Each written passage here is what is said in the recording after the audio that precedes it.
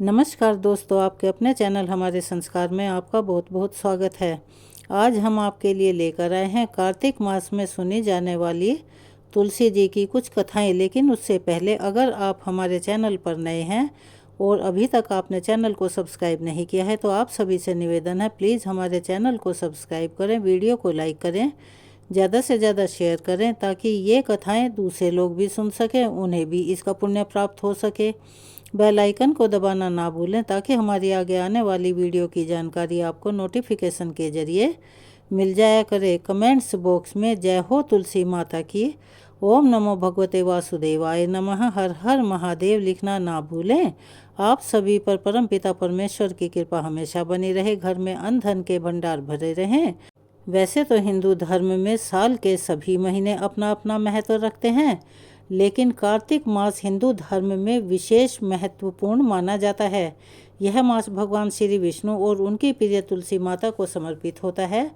कार्तिक के महीने में दान, पूजा, व्रत और सत्संग के पवित्र कार्यों को करने का बहुत ही पुण्यदायी माना जाता है, जिसमें विशेष रूप से तुलसी जी की पूजा का अति महत्व है। तुलसी माता को हिंदू धर्म में बहुत ही पवित्र और पूजनीय माना गया है। उनका विवाह भगवान श्री विष्णु के शालिग्राम रूप से हुआ था, जिससे तुलसी विवाह का आयोजन भी इस महीने में किया जाता है। तुलसी माता की कथा में धर्म, भक्ति और जीवन के आदर्शों का वर्णन मिलता है। तुलसी माता की इस पावन कथा को सुनने से सभी तरह के पापों का, कष्टों का और सभी समस्याओं का नाश हो जाता है और मोक्ष की प्राप्ति होती है। तुलसी माता की पूजा से घर में सुख, समृद्धि और शांति हमेशा बनी रहती है। कभी भी रोग घर में नहीं आ सकता। इसीलिए कार्तिक मास में तुलसी माता की कथा सुनने का विशेष महत्व माना गया है। हमारी पौराणिक कथाएं हमें अपने जीवन में सच्ची भक्ति, संयम और आस्था का मार्ग दिखाती हैं। तो चलिए अब हम एक बार सच्चे मन से तुलसी माता को प्रणाम करके चलिए इन पौराणिक कथाओं के अमृत रूपी सरोवर में डुबकी लगाते हैं। आप सभी से निवेदन है कि प्लीज़ इन सभी कथाओं को पूरा सुनिएगा और कमेंट्स बॉक्स में अपनी राय भी अवश्य ही लिखा कीजिए। पहली पौराणिक कथा के अनुसार एक बार भगवान शिव ने अपने तेज को समुद्र में फेंक दिया था। उससे एक महातेजस्वी बालक का जन्म हुआ और यही बालक आगे चलकर जालंधर के नाम से पराक्रमी दैत्य राजा बना, जिसकी राजधानी का नाम जालंधर नगरी था। दैत्य राजकाल नेमी की कन्या वृंदा का विवाह जालंधर से हुआ। जालंधर महाराक्षस था। अपनी सत्ता के मद में और अपनी शक्ति के मद में चूर, उसने माता लक्ष्मी जी को पाने की कामना से युद्ध किया, परंतु समुद्र से ही उत्पन्न होने के कारण माता लक्ष्मी ने उसे अपने भाई के रूप में स्वीकार कर लिया। वहां से पराजित होकर वह देवी पार्वती को पाने की इच्छा से कैलाश पर्वत तक गया। भगवान देवाधिदेव शिव का ही रूप धरकर माता पार्वती के समीप वह गया, परंतु माता ने अपने योग के बल से उसे तुरंत ही पहचान लिया और वहां से वह अंतर्ध्यान हो गई। देवी पार्वती ने क्रोधित होकर सारा वृतांत भगवान विष्णु को सुनाया। जालंधर की पत्नी वृंदा अत्यंत पतिव्रता स्त्री थी। उसी के पतिव्रत धर्म की शक्ति से जालंधर ना तो मारा जाता था और ना ही किसी से पराजित होता था। इसीलिए जालंधर का नाश करने के लिए वृंदा के पतिव्रत धर्म को भंग करना बहुत आवश्यक था। इसी कारण भगवान विष्णु एक ऋषि का वेश धारण करके वन में वहां पहुंचे, जहां पर वृंदा अकेली भ्रमण कर रही थी। भगवान के साथ दो मायावी राक्षस भी थे, जिन्हें देखकर वृंदा भयभीत हो गई। ऋषि ने वृंदा के सामने क्षण भर में ही दोनों को भस्म कर दिया। उनकी शक्ति देखकर वृंदा ने कैलाश पर्वत पर महादेव के साथ युद्ध कर रहे अपने पति जालंधर के बारे में पूछा। तब ऋषि ने अपनी माया से दो वानर वहां प्रकट किए। एक वानर के हाथ में जालंधर का सिर था और दूसरे के हाथ में धड़ था। अपने पति की ऐसी दशा देखकर वृंदा मूर्छित होकर गिर पड़ी। होश में आने पर उन्होंने ऋषि रूपी भगवान से विनती की कि वह उसके पति को जीवित कर दें। तब भगवान ने अपनी माया से फिर से जालंधर का सिर धड़ से जोड़ दिया, परंतु स्वयं भी वह उसी के शरीर में प्रवेश कर गए। वृंदा को इस छल का जरा भी अंदाजा नहीं हुआ। जालंधर बने भगवान के साथ वृंदा पतिव्रता का व्यवहार करने लगी, जिससे उसका सतीत्व भंग हो गया। ऐसा होते ही वृंदा का पति, जो महादेव से युद्ध कर रहा था, जालंधर युद्ध में हार गया और उसका वध कर दिया। इस सारी लीला का जब वृंदा को पता चला तो उन्होंने क्रोधित होकर भगवान विष्णु को शिला होने का श्राप दे दिया और स्वयं भी सती हो गई। जहाँ पर वृंदा भस्म हुई वहाँ तुलसी जी का पौधा उगा। भगवान विष्णु ने वृंदा से कहा, हे वृंदा, तुम अपने सतीत्व के कारण मुझे लक्ष्मी जी से भी अधिक प्रिय हो गई हो। अब तुम तुलसी के रूप में सदा मेरे साथ रहोगी। जो भी मनुष्य मेरे शालिग्राम रूप के साथ तुलसी जी का विवाह करेगा, उसे इस लोक और परलोक में अतुलनीय यश की प्राप्ति होगी। जिस घर में तुलसी जी होती है वहाँ यम के दूत भी असमय नहीं आ सकते हैं। गंगा जी और नर्मदा नदी के जल में स्नान और तुलसी जी का पूजन एक बराबर माना गया है। चाहे मनुष्य कितना भी पापी क्यों न हो, मृत्यु के समय जिसके प्राण मंजरी रहित तुलसी और गंगा जल मुख में रखकर निकल जाते हैं, वह पापों से मुक्त होकर बैकुंठ धाम को प्राप्त हो जाता है।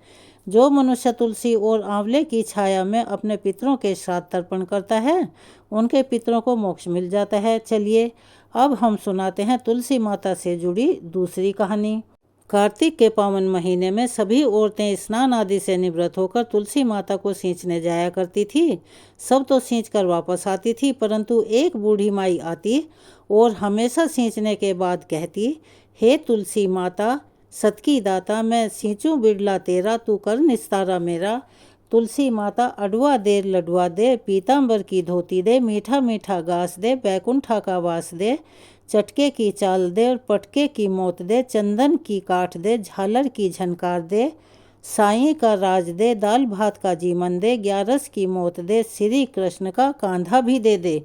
तुलसी माता से ऐसा कहने के बाद वह बूढ़ी माई तुलसी को सींचकर अपने घर चली जाया करती थी। अब धीरे धीरे कार्तिक मास में जब इसी तरह से जल अर्पित करके तुलसी जी से वह कहा करती, तो धीरे धीरे इतनी पूजा पाठ, इतनी पूजा अर्चना होने के बाद भी तुलसी जी सूखने लगी। एक दिन भगवान कृष्ण ने तुलसी से पूछा कि हे तुलसी, तुम क्यों सूख रही हो? तुम्हारे पास तो इतनी औरतें आती हैं, तुम्हें मीठा भोग लगाती हैं, गीत गाती हैं, तुम्हें सींचती हैं। तब तुलसी माता ने कहा कि हे भगवान, एक बूढ़ी माई रोज आती है और वह मुझे सींचकर इस तरह की बात रोज कह के जाती है। मैं उसकी सारी बात तो पूरी कर दूंगी, पर कृष्ण का कांधा मैं कहाँ से लाऊंगी? तब भगवान बोले, वह मरेगी तो कांधा देने मैं खुद आ जाऊंगा। और फिर कुछ दिनों के बाद वह बूढ़ी माई मर गई। सारे गांव वाले इकट्ठे हुए और बूढ़ी माई को अर्थी पर ले जाने लगे, पर वह अर्थी तो हिलाए नहीं हिल रही थी, वह इतनी भारी हो गई थी कोई उसे उठा ही नहीं पा रहा था। तभी सब मिलकर कहने लगे, अरे यह बूढ़ी माई तो इतनी पूजा पाठ करती थी, पाप नष्ट होने की माला भी फेरती थी, कार्तिक के महीने में तुलसी जी की भी सेवा करती थी, फिर यह इतनी भारी कैसे हो गई? बूढ़े ब्राह्मण के रूप में तभी भगवान कृष्ण वहाँ आए और पूछने लगे, अरे भाइयों, यह भीड़ कैसी है? तब वहाँ खड़े हुए लोग कहने लगे कि यह जो बूढ़ी माई है यह मर गई, बड़ी पापन थी, इसीलिए इतनी भारी हो गई है कि किसी से उठ ही नहीं पा रही है।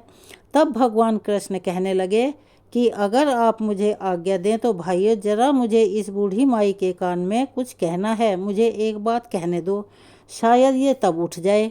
भगवान ने बूढ़ी माई के पास जाकर उसके कान में कहा, बूढ़ी माई अपने मन की निकाल ले, अडवा ले लडवा ले, पीताम्बर की धोती ले, मीठा मीठा घास ले, बैकुंठा का वास ले, चटके की चाल ले, पटके की मौत ले, चंदन की काठ ले, झालर की झनकार ले, दाल भात का जीवन ले और ले ये कृष्ण का कांधा भी ले ले।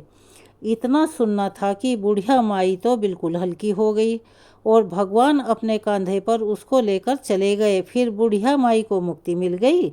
जिस दिन बुढ़िया की मृत्यु हुई वह दिन एकादशी का था और ऐसा कहा जाता है और मान्यता है कि एकादशी के दिन यदि किसी की मृत्यु हुई हो तो उसे स्वतः ही मोक्ष मिल जाता है, चाहे उसने जितने भी पाप किए हों। हे तुलसी माता, जैसे मुक्ति बूढ़ी माई की हुई वैसे ही हमारी भी करना, और जैसे उनको कांधा मिला वैसे ही हमें भी कान्हा जी का कांधा दिलवाना। तब प्रेम से बोलिए तुलसी माता की जय, कृष्ण भगवान की जय। अब चलिए कार्तिक मास में सबसे ज़्यादा सुनी जाने वाली इल्ली और घुन की कहानी भी हम आपको सुनाई देते हैं। एक बार एक इल्ली और एक घुन था। इल्ली बोली, आओ घुन, कार्तिक का स्नान कर लें। तो घुन कहने लगा, तू ही स्नान कर ले, मैं तो नहीं करूँगा। बाद में इल्ली तो रोज राजा की लड़की के पल्लू से लटक कर कार्तिक स्नान करती गई, लेकिन घुन ने एक भी दिन कार्तिक में स्नान नहीं किया। दोनों मर गए। बाद में इल्ली का कार्तिक स्नान के पुण्य के कारण एक राजा के घर में जन्म हुआ। वह घुन भी उसी राजा के घर में एक गधा बन गया। राजा ने अपनी बेटी का विवाह किया। बेटी ससुराल जाने लगी तो उसने अपनी पालकी रुकवा कर कहा, पिताजी मुझे यह गधा भी चाहिए। तब राजा ने कहा, यह मत लेकर जा, चाहो तो धन ले जाओ, दौलत ले जाओ। पर लड़की नहीं मानी, कहने लगी, मुझे तो यही गधा चाहिए। अब गधे को रथ के साथ बांध दिया गया। वह दौड़ने लगा। महल में पहुंचने पर गधे को महल के नीचे बांध दिया गया। जब लड़की नीचे उतरती तो गधा कहता, मुझे पानी पिला दे। तब लड़की ने कहा, मैंने तो पहले ही कहा था कार्तिक स्नान कर ले, पर तूने कहा कि मैं तो बाजरा खाऊंगा और ठंडा पानी पीऊंगा। उन दोनों को इस प्रकार बातें करते देख राजा ने एक दिन सुन लिया। तब राजा ने कहा कि मुझे सारी बात बताओ। तब रानी यानी कि जो राजा की लड़की थी वह कहने लगी, अपने पति से सारी बात बताने लगी कि पिछले जन्म में मैं इल्ली थी और यह जो गधा है ना, यह घुन था। तब इससे मैंने कहा था कि तू भी कार्तिक स्नान कर ले, पर इसने एक दिन भी कार्तिक स्नान नहीं किया और मेरी बात नहीं मानी, जबकि मैं तो रोज कार्तिक स्नान करती रही और कार्तिक स्नान के पुण्य से इस जन्म में राजा के घर में पैदा हुई और अब आपके घर में राजपाट का सुख भोग रही हूँ। राजा ने जब यह बात सुनी तो राजा कहने लगा, अगर कार्तिक स्नान का इतना पुण्य है तब तो हम दोनों जोड़े से नहाएंगे। राजा और रानी ने फिर अत्यंत प्रसन्न मन से कार्तिक स्नान कर दान पुण्य किया और सारी नगरी में मनादी करवा दी कि सब कोई कार्तिक का स्नान कर नहाया हुआ पानी इस गधे पर डालेंगे, जिससे इसे भी मोक्ष की प्राप्ति हो जाएगी। हे कार्तिक महाराज, भगवान श्री हरि जैसा सुख आपने इल्ली को दिया वैसा सबको देना। जैसे मोक्ष की प्राप्ति उस गधे को जो अपने पूर्व जन्म में एक घुन था उसे हुई, वैसा भी मोक्ष सभी को देना। चलिए अब सुनते हैं एक ननंद और भाभी की कहानी। एक परिवार में ननंद और भाभी साथ साथ रहा करती थी। ननंद का विवाह अभी नहीं हुआ था, लेकिन वह बड़े मन और श्रद्धा से तुलसी जी के पौधे की बहुत सेवा करती थी। नियम से वह तुलसी को सींचती और दीपक जलाती थी, लेकिन उसकी भाभी को उसकी ये बातें पसंद नहीं आती थी।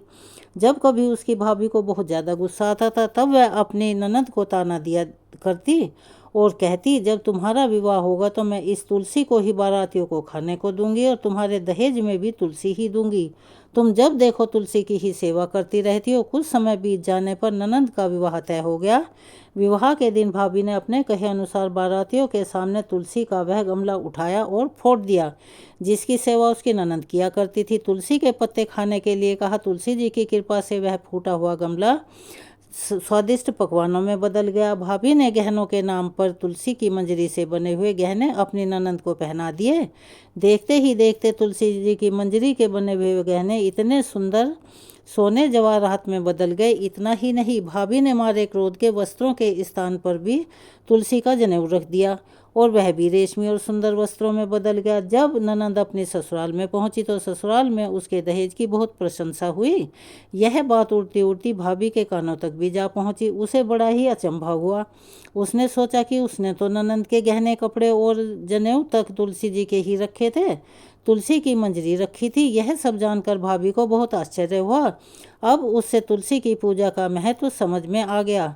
उस भाभी की भी एक लड़की थी। वह अब अपनी बेटी से कहने लगी, बेटी तुम भी तुलसी की सेवा किया करो, तुम्हें भी तुम्हारी बुआ की तरह फल मिलेगा। वह जबरदस्ती अपनी बेटी से तुलसी की सेवा कराने लगी, लेकिन लड़की का मन तो तुलसी सेवा में लगता ही नहीं था। धीरे धीरे समय बीता। भाभी की लड़की बड़ी हो गई। अब उसके विवाह का समय आ गया।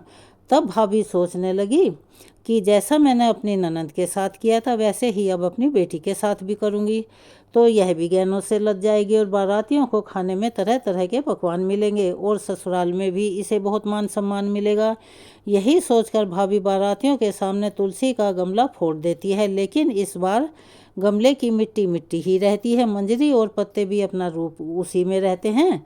जनेऊ ने भी अपना रूप नहीं बदला और जब भाभी ने सभी बारातियों को खाने में तुलसी के पत्ते दिए, यह देखकर सभी लोग और बाराती भी भाभी की बुराई करने लगे। भाभी ने लालच में आकर अपनी बेटी के दहेज में भी तुलसी के पत्ते और मंजरी आदि रख दिए। जब बेटी अपने ससुराल पहुंची तो वहां पर भी उसकी बहुत बुराई हुई। भाभी गुस्से के मारे कभी भी अपनी ननंद को नहीं बुलाती थी। एक दिन भाई ने सोचा कि मेरी पत्नी तो मेरी बहन को बुलाती नहीं है, क्यों ना मैं ही वहां जाकर अपनी बहन से मिलकर आ जाऊं। यह सोचकर उसने अपनी पत्नी से कहा और कुछ उपहार अपनी बहन के लिए ले जाने की बात कही। तो भाभी ने थैले में जवार भरकर कह दिया कि यह लो, घर में और कुछ नहीं है, तुम यही लेकर जाओ। तब भाई दुखी मन से कहने लगा, अपनी बहन के पास चल दिया। रास्ते में वह सोचता रहा कि भला कोई भाई अपनी बहन के यहाँ जवार कैसे लेकर जा सकता है। यही सोचकर वह एक गौशाला के पास रुक गया और जवार का वह थैला उसने गाय के सामने उल्टा कर दिया। तभी एक ग्वाले की नज़र वहाँ पड़ी। यह सब देख लिया। तब ग्वाले ने आकर कहा, भाई अरे आप गाय के सामने ये हीरे मोती सोना क्यों डाल रहे हो? इसे तो घास डालनी होती है। तब उसने देखा तो हैरान रह गया। फिर भाई ने ग्वाले को सारी बात बताई। धन लेकर खुशी खुशी अपनी बहन के घर चल दिया। दोनों भाई बहन एक दूसरे को देखकर बहुत खुश हुए। तब बहन ने तुलसी माता से सच्चे मन से प्रार्थना की कि उसकी भाभी को सद्बुद्धि आ जाए और तुलसी माता की कृपा से उनके घर में सुख समृद्धि और धन के भंडार भर जाएं। तब कुछ दिनों के बाद देखते ही देखते भाभी का मन बदल गया और वह अपनी ननंद को बहुत मान सम्मान देने लगी और वह अब सच्चे मन से तुलसी जी की सेवा करने लगी। तुलसी माता की कृपा से उनके घर में सुख समृद्धि के भंडार भर गए। उनके घर में अब कलह क्लेश नहीं होता था और सभी सुखपूर्वक रहने लगे। तो चलिए एक बार सच्चे मन और श्रद्धा से बोलिए, तुलसी माता की जय। जय श्री कृष्ण। हर हर महादेव। अगर आप हमारे चैनल पर नए हैं और अभी तक आपने चैनल को सब्सक्राइब नहीं किया है तो आप सभी से निवेदन है कि प्लीज़ हमारे चैनल को सब्सक्राइब करें, वीडियो को लाइक करें, ज़्यादा से ज़्यादा शेयर करें, बेल आइकन को भी दबाना ना भूलें ताकि हमारी आगे आने वाली हर वीडियो की जानकारी आपको नोटिफिकेशन के ज़रिए मिल जाया करे। कमेंट्स बॉक्स में अपनी राय के साथ साथ जय हो श्री कृष्ण भगवान की, हर हर महादेव लिखना ना भूलें। अपना सहयोग और प्यार हमें ऐसे ही देते रहें। धन्यवाद।